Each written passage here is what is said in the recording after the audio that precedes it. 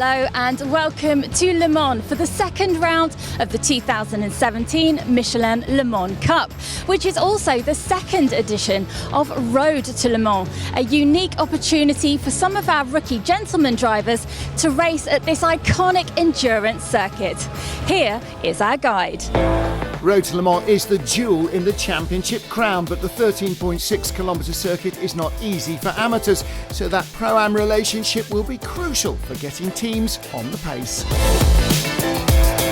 What a fantastic event to be here as part of the Road to Le Mans, but here at the Le Mans 24 Hour. It's such a cool opportunity to get to share the track with the Le Mans cars and experience Le Mans and get to drive it. It's a real privilege to be here. It's important to have these championships where it is just Pro-Am and you can really concentrate on working with your AM driver, delivering yourself hopefully, but also coaching, improving and making sure the AMs enjoy their weekend. The amateur drivers should indeed enjoy this experience of a lifetime, especially because of this year's brand new two-race format. We decided to offer a second race slot for the weekend to help the competitors enjoy themselves. So this year there's a first race Thursday evening and the second on Saturday morning. The second new addition is LMP3. As you know, we started the Le Mans Cup last year with GT3 cars and we only mixed in the LMP3s here for Road to Le Mans. This year LMP3 is included for the entire championship. And that makes sense because Le Mans has always been about GTs and prototypes racing together. Last year's winner of the Road to Le Mans, Thomas Laurent, is now racing in the WEC and he's here for the 24 hours. And that's proof that the endurance pyramid is working. You can start in the Le Mans Cup and then dream about winning the 24 hours of Le Mans. And that's a dream that many will share, but for now, our rookies remain with their feet firmly on the ground. Really excited. It's a privilege to be here. I've never been here before, so I'm excited. I think it'll be difficult. I mean, I've done sim work and I've done as much as I can watching videos, but I think until you actually drive it, you don't know what to expect, so it'll be interesting.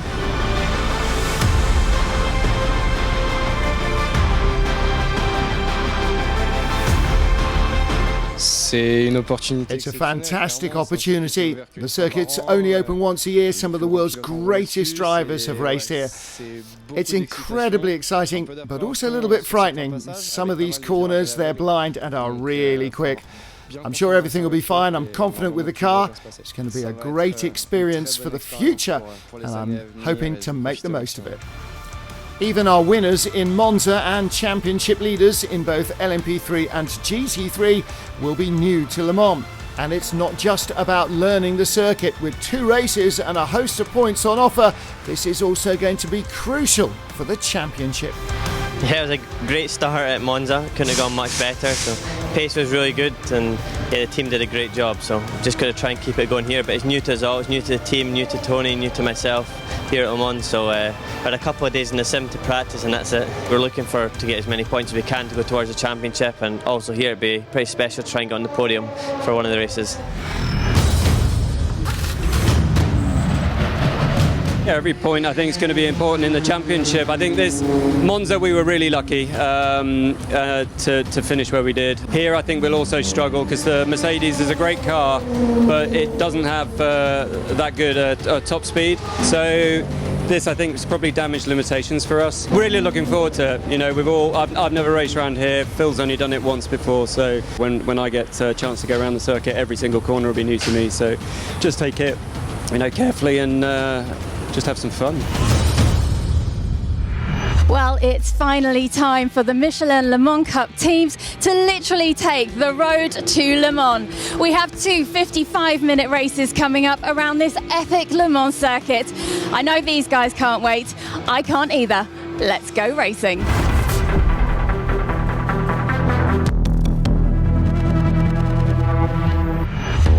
Both races at Le Mans follow the same format. They're 55 minutes long with a mandatory 2-minute pit stop to be taken between the 22nd and 32nd minute.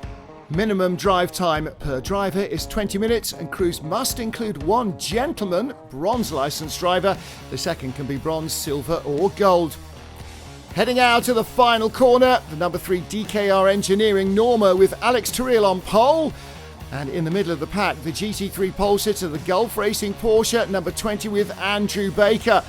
Rushing up into the Dunlop curve for the first time, great start for Peter Cox in the 48 Ligier. He takes the early lead, but Alex Terrell is back in front at the end of lap 1 as Andrew Baker leads in GT3. Trouble getting to grips with the track after a hectic qualifying is wreaking havoc among the gentleman drivers in the field. But there are battles all the way up and down the order. Heading towards the pit stops, the number 3 DKR Engineering car was still in front, but after it was hit by another car, their race was over. Change for the 76 IMSA Performance Porsche. They were penalised for coming too soon into the pits. Trouble for the number 20 Porsche, Ben Barker, finding the gravel traps and dropping down the order.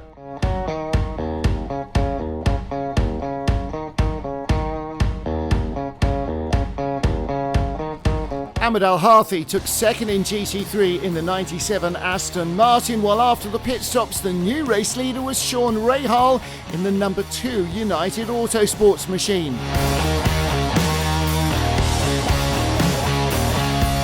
Raymond Foss grabbed third place in GT3 from the Lamborghini of Steve ES, while Ahmed Al-Harthi headed towards the podium. Maurizio Mediani's Ferrari would pick up a penalty, meaning the Aston, second on the road, would move up the order. The number 2 United Autosports car, once in front, set a blistering pace, Sean Rahal leaving the field behind.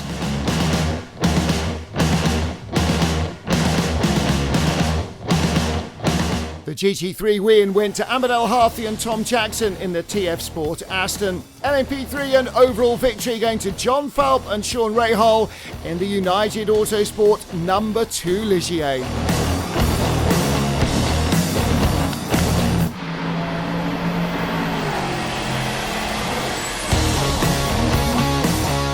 I don't know what to say. This is the first time I've ever raced GT3 in my life. I've normally raced prototypes, so my first weekend racing a GT3 car, first weekend at Le Mans, and we win. I don't know what to say, but we're 5 minutes and I'll be stood on the top step at Le Mans. I don't think many people get to do that, and it's been my dream since I first started racing, so it happened on the first attempt. I don't know what else to say.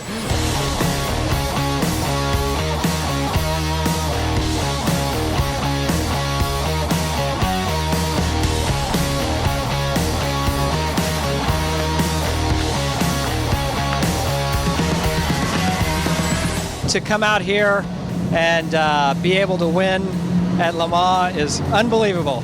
You know, having a solid car and a solid team behind you, you know, Sean and I have been working really hard together for a long time, and I've just been able to, you know, get comfortable in the car and be able to push myself. I came out here last year and did this race and had to do it by myself. Sean couldn't drive and was P3, so to get on the top step, it's definitely a dream.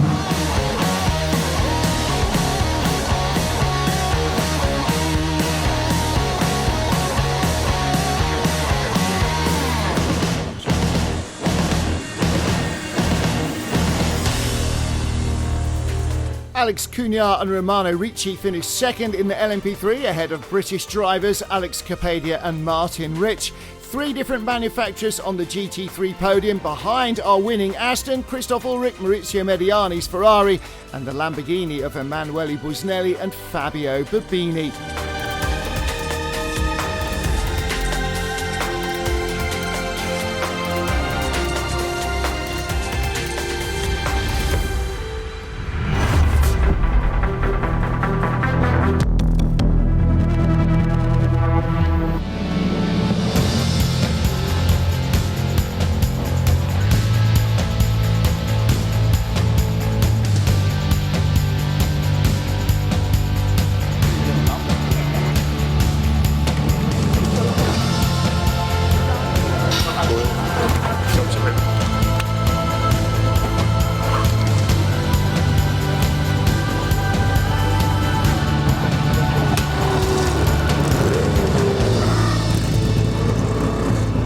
Ready for our second Road to Le Mans race Saturday morning here at Le Mans. Jean Glorieux on pole, the number 3 black and orange DKR engineering car. John Falp, the Thursday winner for United Autosports alongside. Then RLR's Martin Rich third, Morten Dons in fourth. Fifth place on the grid, the best GT3 car, Ahmed Al Harthi. In the GT3 win in TF Sport, Aston Martin looks to go the long way round the outside, mingling with those LMP3 cars as Jean Glorieux takes the lead. Sean Rahal looks to the inside. The RLR cars wheel to wheel as they squabble over third position. Looks like everybody this time is making it safely through the Dunlop curve. What a great sight. 49 cars sweeping down through the S's on the first lap here. Nearly an hour of racing on the legendary Circuit de la Sarthe. Ahmed Al Harthi trying to stay out of the way as the Duquesne engineering prototype came by him.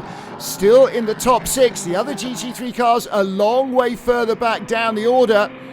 But Al Harthi will lose out in cornering speed, if not much in terms of pace, to the GT3 cars behind him. Flick Haig and the 75 Optimum Motorsport Audi in the pit. She shares the car with Joe Osborne. That's going to put a real kink in their race. Leader Jean Glorieux pulling away in the number 3 Norma. Number 2 United Autosports Ligier, John Falp in second. Third place, the first of the white and yellow RLR Motorsport cars, and that is Morten Dons. Little gap back to his teammate Martin Rich, just hanging on from Lucas Legeret in the number 11 Duquesne engineering car, but Legeret shaping up a move down the inside into Mulsanne corner. He goes through for 4th place. Rich down to 5th in the number 14 car, and in 6th still Ahmed Al Harthi. Problems there for the Aussie. Ricky Capo spinning and damage in the 86 Euro International machine. Looks like he should get it back to the pits though if he takes it easy.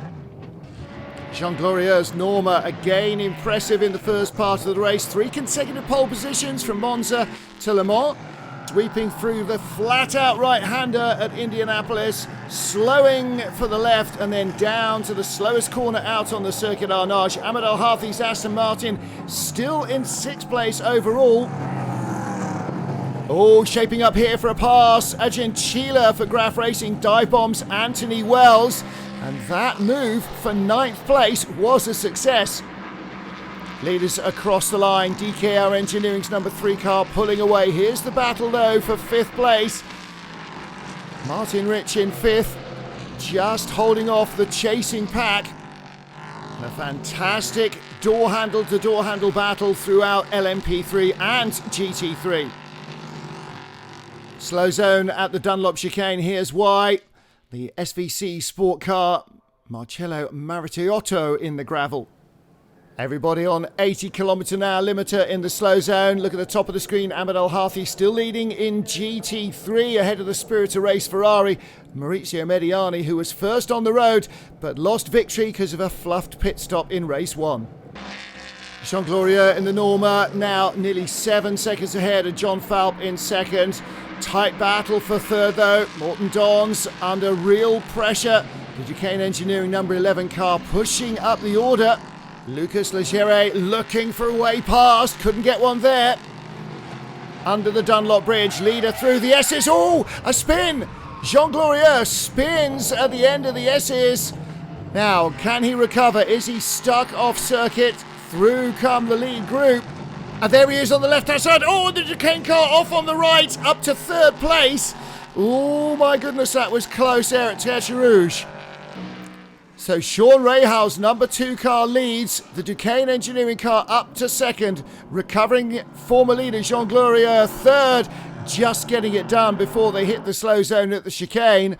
Take a look again, comes along down the inside and Morten Dons. Yellow zone approaching, but he just gets his nose tucked in time. Pit window is open, pit window is now open. GT3 lead battle, Ahmed Al Harthi in the TF Sport Aston Martin, and behind him the Spirit of Race Ferrari number 95 car of Maurizio Mediani. That mistimed pit stop cost them victory in race 1. They can't do that again. John Falp comes in, Lucas Legeret stays out. In comes the number 3 car, and Morton Don's behind them as well. So 3 of the top 4 into the pits immediately to effect their driver change. Duquesne's number 11 and number 10 cars now first and second, but having stopped, the battle rages. Number 2 Sean Rahal ahead of number 3 Alex Terrell. Leader in the pits, number 11 Lucas Legere heads to Duquesne Engineering. GT3 leader is in as well, the 95 Ferrari, Maurizio Mediani handing over to Christoph Ulrich. And the pits are very busy at the moment. Number 3 DKR Engineering car in second place, Alex Terrell. Sean Rahal squeezing by John Ferrano for third. Ferrano coming out of the pits a little behind those guys. And the race continues. Nicolas Melin taking over the number 11 Duquesne Engineering car. Now under real pressure, Alex Terrell dives to the inside and through he goes. Change for the lead. John Falp in the United Autosports car also looking for a way through. Tucks in, can't go through at Tertre Rouge, but gets a good run onto the Mulsanne. And so too does the car behind, the RLR machine of John Ferrano. The two of them running onto the hard shoulder, really bumpy there on the side of the road, but they will slipstream by the number 11 car, who goes from first to fourth place in half a lap, not even that, a third of a lap. Nose to tail as they come down into the braking area for the chicane, and Colin Noble in the background in the white and blue car. Oops, the Duquesne car misses its braking point. Colin Noble, the number 79 Nielsen Engineering car, here he comes down the inside, attacking Nicolas Melin, and through he goes for fourth place. Nicolas Melin down to Mulsanne. Oh, and loops it round on the exit of the corner and hits the barriers backwards, selects a gear, and off he goes again. But that car now with damage on the left rear. Graf Racing entry coming by. GT3 leader Christoph Ulrich in the Spirit of Race Ferrari, and he is being passed by Jan Erlache in the YMR racing car. Norma, which was so quick yesterday, is flying again. But that Ferrari is leading the GT3 class. Here's the battle for fourth place.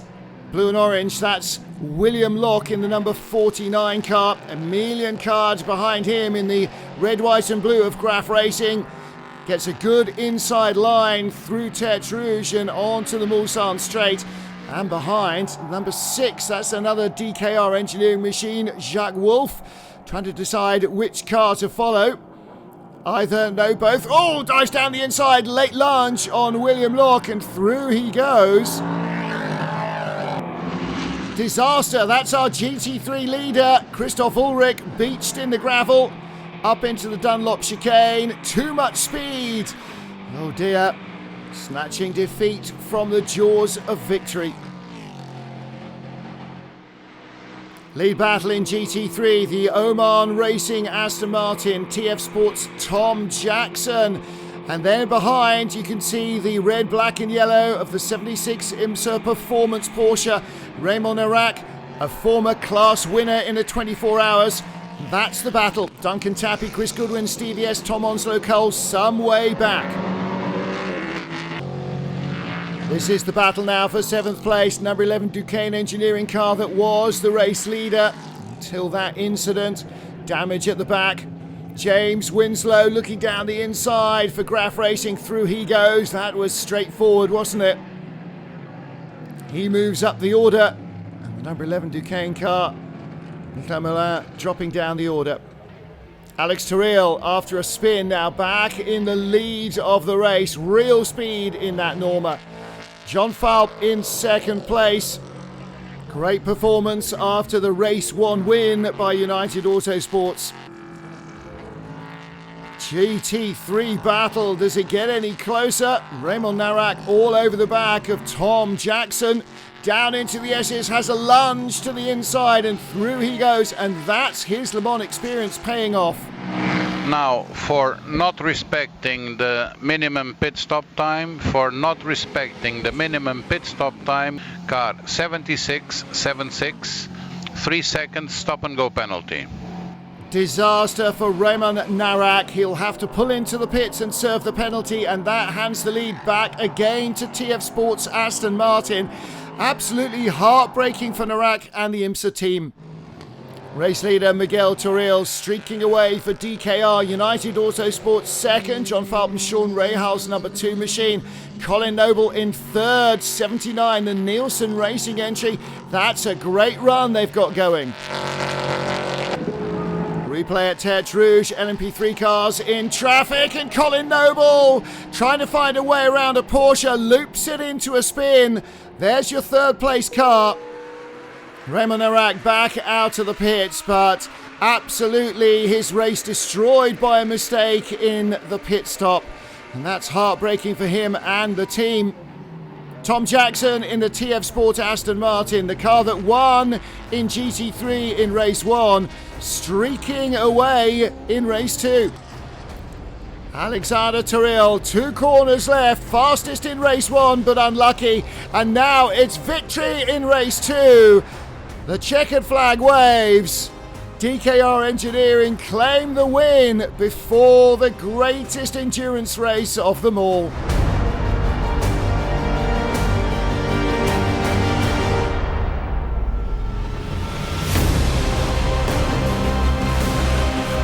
It's incredible, it's amazing. Certainly after the problem on Thursday, and we missed the win because we were in the lead, but now it's I don't have any words. It's incredible, amazing, thanks. United Autosports finishing second. M Racing YMR's Norma in third position after a stunning recovery drive from them. And TF Sport with their Aston Martin, 2 races, 2 wins at Le Mans.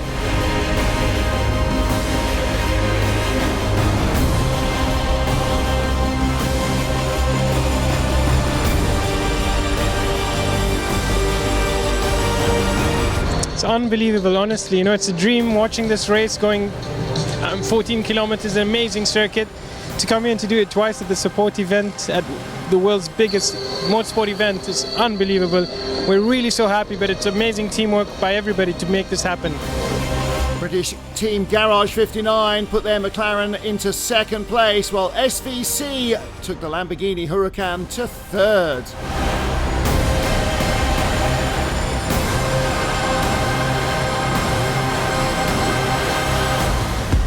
Confirmation of the results. Victory for DKR United, a first and a second over the week. You can't argue with that. The Normas very quick. M Racing YMR unlucky in race 1, finishing on the podium in race 2. And TF Sport, the class of the GT3 field, lots of pace and critically no mistakes in the pit lane. In the Road to Le Mans standings, the LMP3 leaderboard has a new look. DKR Engineering at the top, 10 points clear of Nielsen, the previous leaders, with United in third spot, just a couple behind them.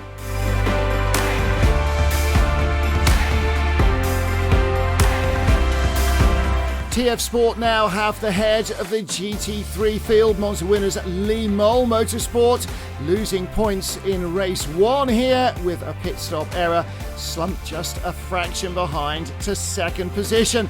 But there is still plenty to play for.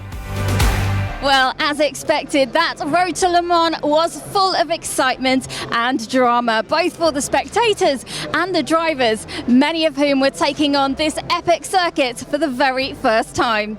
Make sure you join us for the next edition when the Michelin Le Mans Cup will be headed to Red Bull Ring. ELMS weekend. Red Bull Ring. Michelin Le Mans Cup. European Le Mans Series. 3 categories. LMP2, LMP3, GT. Join us for the ELMS weekend to see the European Le Mans Series, the Michelin Le Mans Cup, and the Euro Cup Formula Renault 2.0. Join us. Be there. See you at the Red Bull Ring.